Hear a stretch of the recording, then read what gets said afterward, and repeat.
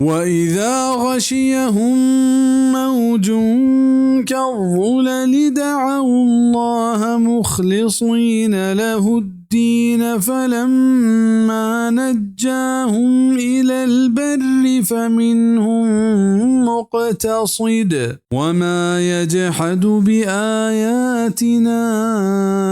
إِلَّا كُلُّ خَتَّارٍ كَفُورٍ.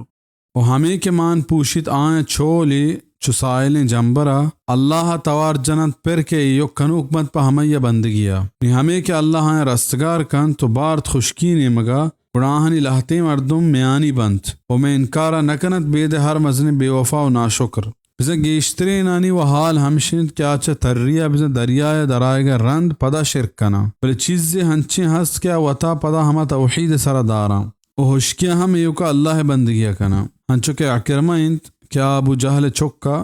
آئی باب تکیت وحدے کے مکہ مسلمانانی دستاعت گڑا آچا مکہ تت کو چیر بیت چاہمیں ترسا کہ مسلمان آئی دزگیر مکنا پرچہ کہ ای وحدہ کافریا گڑا حبشہ نیمگا ایک روکیم بوجی یا سوار بیت لانچیا قدرتا ہمیں بوجی لانچ بڑھ گرگی بھی گڑا مسافران وطمہ وطا گوشت کے ای وحدہ ایو کا اللہ توار بکنے کہ ای وحدہ بید آئیے کس رستگار کتنکا بچینت کتنکا اکرمہ ہمیں حبر اشکو گڑا گوشت وحدے کے ما تریہ رستگار کنوک بچینو کیو کا ہمائیں گڑا علمہ ہوشکیاں ہم رستگار کنوک بچینوک ہمائیں خود کے کس رستگار کتنکا بچینت کتنکا گڑا آئیے دریائے تہاگو اللہ ہمیں قول و قرار کت کے آگاں آمنہ چاہی مصیبتا رستگار بکاں بے بچارینی گڑا منچ دریائے درائے گا رند پد محمد صلی اللہ علیہ وسلم گورا رواں کے رواں وہی دستہ ایمان کاراں گڑا چا ای سفرہ رند آئی اسلام قبول کو و مسلمان بھی تفسیر ابن کثیر سورۃ العنکبوت حاشیہ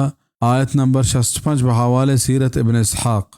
و خطار گشنت مزنی بے وفایا کیا قول و قرار کن تو آئیے سرجم نکن پورے نکنت